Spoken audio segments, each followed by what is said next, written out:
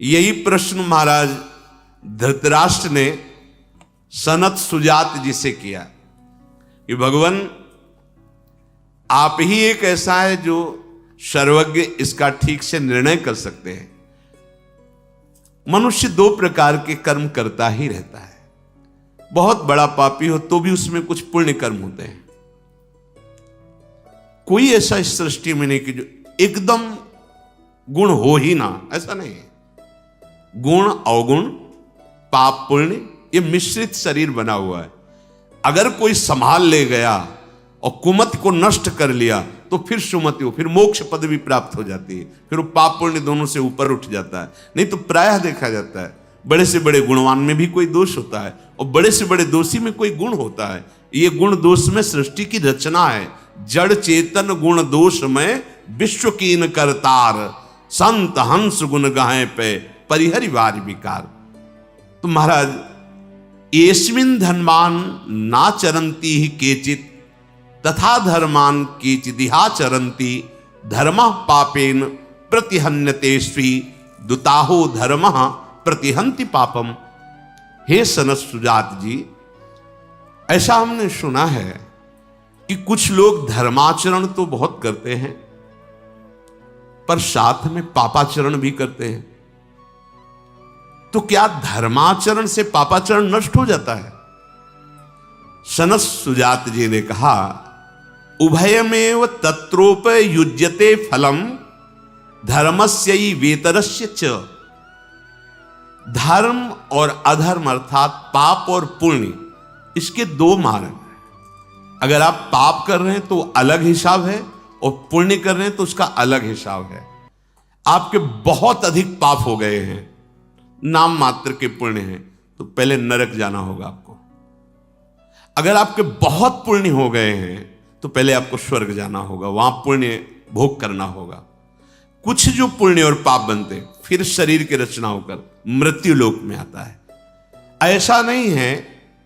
तस्मिन् स्थितो वाप्युभयम ही नित्यम ज्ञानेन विद्वान प्रतिहन्ति सिद्धम तथान्यथा पुण्य मुपैति देहि तथा गतम पाप मुपैति सिद्धम तस्मात् शास्त्रम प्रमाणम। ऐसे नहीं कि आप मनमानी बोल दो आपकी बात मानी जाएगी, शास्त्र में प्रमाणित होनी चाहिए। श्री सनत सुजात जी कह रहे हैं कि पुण्य के द्वारा पाप को नष्ट नहीं किया जा सकता, उसका अलग विभाग है, उसका अलग आपको फल मिलेगा।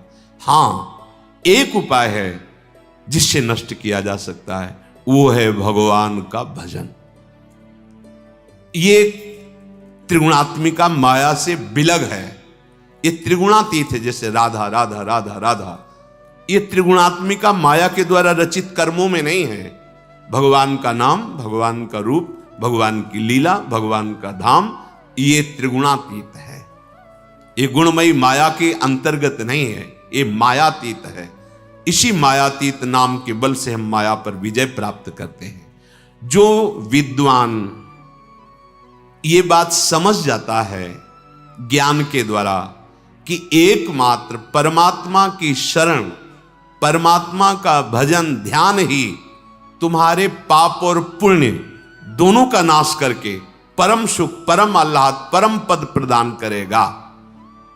यह शास्त्रों में प्रसिद्ध बात है। सनत सुजात जी कहते हैं अगर ऐसी बात नहीं मानता तो वो देहाभिमानी मनुष्य पुण्य और पाप दोनों का क्रमशः फल भोगता ही रहेगा। जब से सृष्टि रची गई तब से आज तक चल रहा है यही पाप पुण्य का क्रम।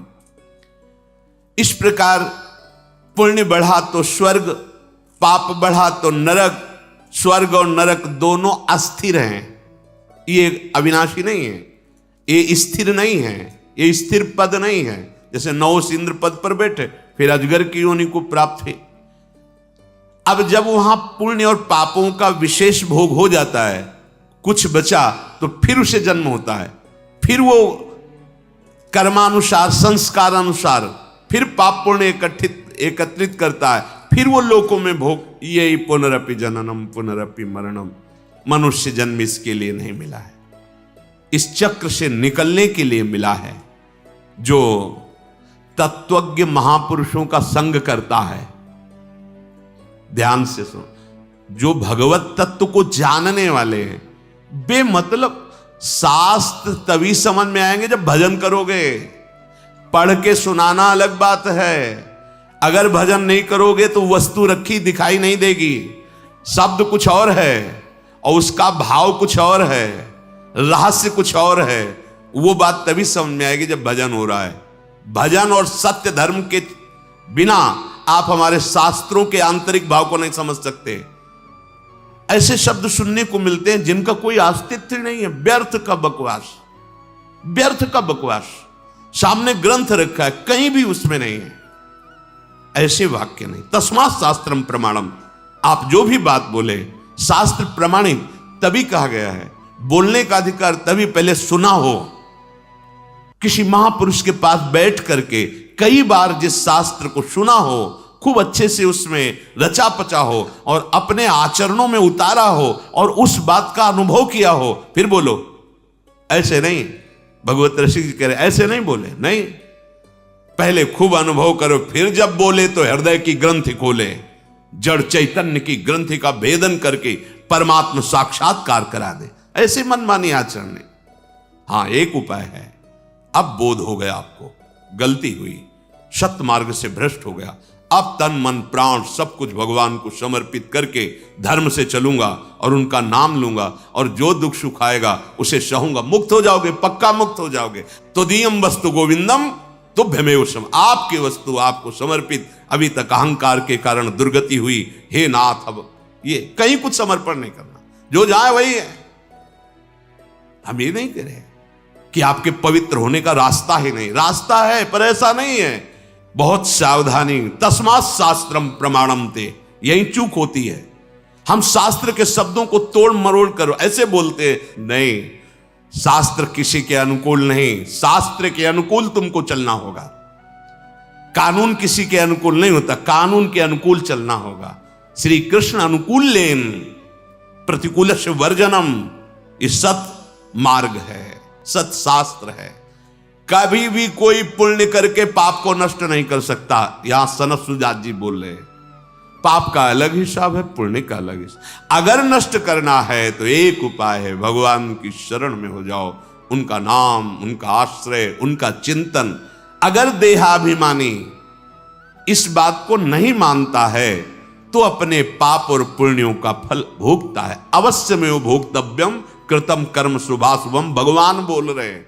शुभ माने पुण्य, अशुभ माने पाप, अवश्य में वो भोगता, अवश्य भोगना पड़ेगा। अगर एक मात्र उपाय है तो भगवान की शरण में हो जाओ। सर्वधर्मान परित्यज्य मामेकम शरणम व्रज, तो अहम त्वाम सर्व पापी, मालिक है वो, ठीक कर देंगे।